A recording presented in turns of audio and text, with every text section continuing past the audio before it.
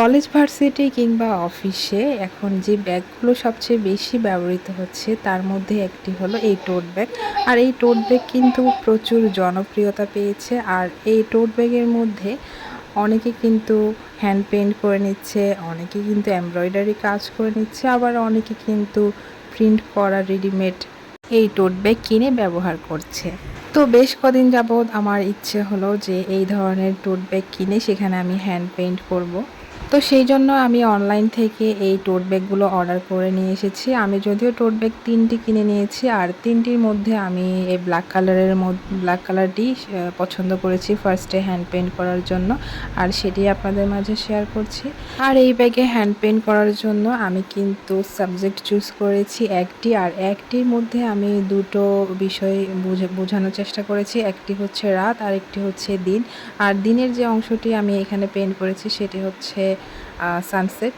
যদিও অনলাইনে কিন্তু এগুলো প্রিন্ট করা পাওয়া যায়, আপনি চাইলে অনলাইন থেকে প্রিন্ট করাও নিতে পারেন। তবে নিজে হ্যান্ড পেইন্ট করে ব্যাগ ব্যবহার করা বা যে কোনো কিছু নিজে হ্যান্ড পেইন্ট করে যদি ব্যবহার করি সেটার মজাই কিন্তু আলাদা। আর যারা এই কাজগুলো করে তারাই বুঝতে পারবে, তারাই অনুভব করবে নিজের যেসব ব্যবহৃত জিনিস সেসবকে এই ধরনের বিভিন্ন টুকিটাকি কাজে একটু রাঙিয়ে দিলে, একটু নতুনত্ব এনে দিতে পারলে যে শান্তিটা অনুভব হয় সেটা শুধুমাত্র যারা করে তারাই বুঝতে পারবে।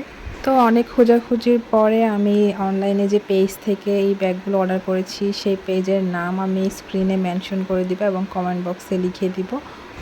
চিন্তায় ছিলাম ব্যাগগুলো অনলাইনে যেহেতু অর্ডার করছি ভালো হবে কিনা। আর বাজারেও কিন্তু এই ধরনের টোট ব্যাগ পাওয়া যায়, কিন্তু সেগুলোর মধ্যে আমি একটা জিনিস লক্ষ্য করেছিলাম যে সামনের যে দুটো ব্যাগের দুটো পকেট সিস্টেম রয়েছে, এই দুটো পকেট সিস্টেম কিন্তু বাজারে যে ব্যাগগুলো দেখেছি সেখানে ছিল না। তাই আমার অনলাইনে এই ব্যাগগুলো দেখে বেশি পছন্দ হয়েছে। আর অনলাইনে ঠিক যেমনটা দেখেছি আমি এটা আনবক্স করার পরেও ঠিক সেরকমই দেখেছি, আর ব্যাগের কাপড়গুলো অনেক ভালো। তো এখানে আমার কাজ করতে কোনো প্রকার অসুবিধা হয়নি। আর এখানে হ্যান্ড পেইন্ট করার আগে আমি ইচ্ছে করে মাস্কিন দিয়ে চারপাশে বর্ডার করে দিয়ে এখানে আমি এই জেস অ্যাপ্লাই করেছি। জেস অ্যাপ্লাই করার পরে শুকানোর পরে তারপরে কিন্তু আমি যে সাবজেক্ট চুজ করেছি সেই সাবজেক্ট অনুযায়ী আমি এখানে কালার অ্যাপ্লাই করেছি। আর আমার সবচেয়ে বেশি পছন্দ হয়েছে এই কারণে যে সামনে দুটো পকেট সিস্টেম রয়েছে, আর এই পকেটে যেহেতু আমি চিন্তা করেছি দুটো ছবি আঁকাবো, আর দুটো ছবির জন্য এই পকেট দুটোকে যে মাঝখানে একটু মাস্কিন দিয়ে ভাগ করে নিয়ে দুটো পকেটের একটা ফ্রেম করে নিয়ে আমি যে সাবজেক্টগুলোকে দাঁড় করিয়েছি, এটা কিন্তু দেখতে অসাধারণ লাগবে। আশা করি ব্যাগটার এই পেইন্ট কমপ্লিট হওয়ার পরে আপনারা বুঝতে পারবেন দেখে। আর যারা এই ধরনের টোট ব্যাগের মধ্যে এই ধরনের হ্যান্ড পেইন্ট করতে চান বা বিভিন্ন ডিজাইন করতে চান তাদেরকে বলছি আপনারা কিন্তু অবশ্যই এই যখন ব্যাগে কাজ শুরু করবেন, শুরু করার আগে চারপাশে আপনি এই যে মাস্কিন টেপ দিয়ে কিন্তু বর্ডার করে নেবেন, যাতে কালারগুলো আশপাশে লেগে না যায়, সেজন্য আপনার সুবিধার জন্য। আর কালারগুলো অনেক স্মুথলি হওয়ার জন্য আপনাকে অবশ্যই কিন্তু জেস অ্যাপ্লাই করতে হবে ভালোভাবে। জেস অ্যাপ্লাই করার পরে তার উপরেই কিন্তু আপনি কালার অ্যাপ্লাই করবেন। আর এই টোট ব্যাগের কাজ করে আমি অনেক বেশি স্যাটিসফাইড, কারণ হচ্ছে আমি দিনের আলোতেই কাজটা করতে পেরেছি। আর অধিকাংশ ভিডিও কিন্তু দিনের আলোতে করতে পারলেই ভালো। যদি আমার দিনের আলোতে কাজ করার মতো সে ধরনের সময় হয় না, কারণ দিনের বেলায় আমার আরও অন্যান্য কাজ থাকে, অফিসে যাই, সেজন্য আমি হয়তো ইচ্ছে থাকা সত্ত্বেও পেরে উঠি না। আমার তাই রাতের বেলায় যখন সুযোগ হয় তখনই আমি এই কাজগুলো করি। একটা বিষয় লক্ষ্য করলাম, যখন এই ব্যাগের মধ্যে আমি হ্যান্ড পেইন্ট করছিলাম তখন জানলা দিয়ে মিষ্টির রোদটা এসে যখন এই পেইন্টিংয়ের উপরে পড়লো তখন ছবিটা অনেক প্রাণবন্ত মনে হলো। আর এখানে আমি পড়ন্ত বিকেলে যে রোদটা সে রোদটাই দেখিয়েছি ছবির মধ্যে, সানসেট পেইন্টিংটার মধ্যে। আর এখানে যখন পড়ন্ত বিকেলে কিন্তু আমাদের চারপাশে গাছপালা, তারপরে ঘাস পা সব কিছু কিন্তু একটু কালচে দেখায়, আর মানে এত পরিমাণ সূর্যের আলো যার কারণে অপোজিটে যা থাকে সেগুলো কিন্তু কালো দেখায়। তো আমি সেটা এখানে বোঝানোর চেষ্টা করেছি। আর এখানে নাইটেও আমি ঠিক তাই করেছি, মুনের প্রচুর পরিমাণ আলো দিয়ে নিয়েছি। পড়ন্ত বিকেলে সূর্যের আলোয় এবং রাতে চাঁদের আলোয় চারপাশটা পরিবেশটা ঠিক যেমনটা দেখায় আমি সেটা এখানে বোঝানোর চেষ্টা করেছি। আর এখানের মধ্যে যে পানির মধ্যে সূর্যের আলো পড়লে এবং চাঁদের আলো পড়লে যে একটা চকচকে একটা গ্লেজি ভাব আসে আমি সেটাও এখানে তুলে ধরার চেষ্টা করেছি। আর এভাবে আস্তে আস্তে আমি বিভিন্ন শেডে কালার অ্যাপ্লাই করার পরে তারপরে আস্তে আস্তে আমি ডিটেলস কাজ ধরে নিয়েছি।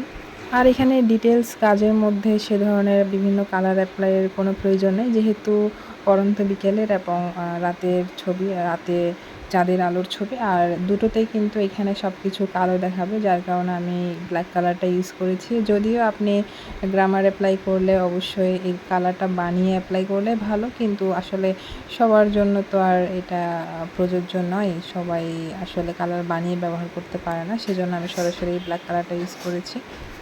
আর আমি আবারও বলছি, এখানে ভুল ত্রুটি থাকতে পারে, সবাই ক্ষমা সুন্দর দৃষ্টিতে দেখবেন। সবচেয়ে বড় কথা হচ্ছে আমি কাজটা কীভাবে করেছি আর সেই খুশিটা আমি আপনাদের মাঝে শেয়ার করছি, আপনারা সেটাই উপভোগ করবেন আশা করি। আর কারো যদি এইটুকু কাজ যদি উপকারে আসে দেখে, তাহলে তারা অবশ্যই কাজে লাগাবেন।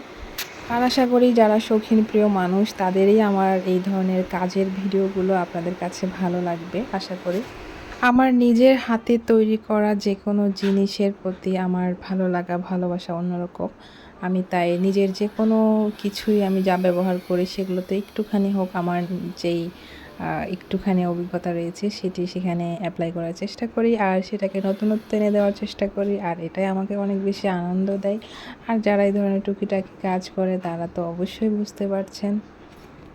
যারা শিল্পমনা তারা চায় তাদের প্রতিটি জিনিসের মধ্যে একটু শৈল্পিক ছোঁয়া থাকুক, আর যারা শৌখিন প্রিয় মানুষ আছেন তারা এই ধরনের কাজগুলো অনেক বেশি সংগ্রহ করে থাকে। তাদের ঘরে ব্যবহৃত সব কিছুই এই ধরনের শিল্পকর্মে তারা চারপাশটা সৌন্দর্যে ভরিয়ে তোলার চেষ্টা করে।